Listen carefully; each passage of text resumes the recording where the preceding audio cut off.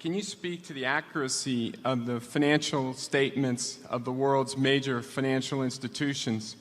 What should be done to properly value their assets? Well, it's a very tough thing.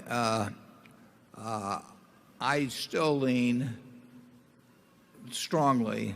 There's a lot of controversy now about whether you should use fair value, however that may be determined. And in many cases, it's very hard to determine. But whether you should use that or some other figure like cost, because people say that the present values are unrepresentative and so on. I think that you get into more trouble as a society when you start openly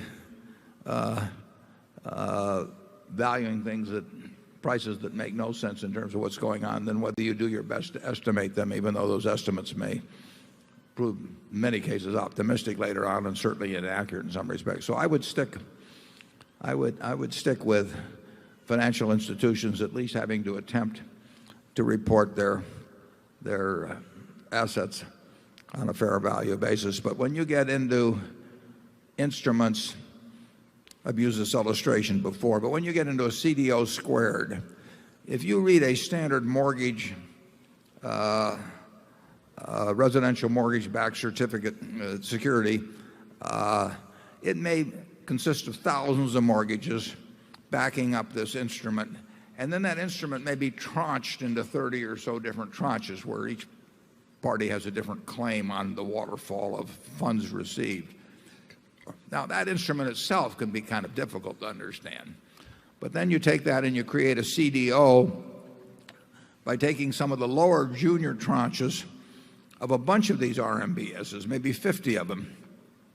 And then you create a CDO out of this. So now you create out of a whole bunch of junior and perhaps very correlated and perhaps kind of lousy instruments, and then you put them in a CDO and say that because you put them all together and diversified in theory, you got a lot of AAA tranches of that,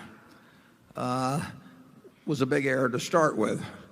And then when you took the lower tranches of a bunch of CDOs and stuck them into a CDO squared, that was nuttiness squared. And if a residential mortgage-backed security had a 300-page prospectus and you had to read 50 of those to understand the CDO, you're up to 15,000 pages. And if you had to read 50 more CDO prospectuses and the material behind that to evaluate a CDO squared, you had to read 750,000 pages, presumably, to evaluate one security. And that was madness. To let people value that sort of thing because they say the market at 10 cents on the dollar is unrepresentative, so instead of using that, I'll use the 100 cents I paid, I think would be an abomination. And I think that the discipline, mild as it may be, of telling managements that you're going to have to value this stuff at market may keep them from doing things that they would otherwise do that would be very stupid if they think they can get away with valuing them at some fictitious, or at cost, which would be fictitious in terms of market. So I lean toward the market value approach. I don't know. When you get into really complex instruments, I just don't know how you value them. Charlie was on the audit committee at Solomon, and they would spend hours and hours and hours. And I think you found one that was mismarked by 20 million or something like that, back when 20 million was real money. It was a floating plug. Well, we had the floating plug too, yeah. Yeah, no, there's a lot that goes on in the bowels of American industry that is not pretty. So you can add the sausage and laws. Maybe you should add accounting practices of things that people shouldn't have to witness the making of. I think that part of the trouble comes from some prominent members of my own Republican Party. Some of these people overdosed on Ayn Rand and what they learned in Economics 101, and they sort of got to thinking that if anything happened as a natural response of human nature in a free market system, even if it was an axe murder, it was a desirable development and part of a wise distribution of risk.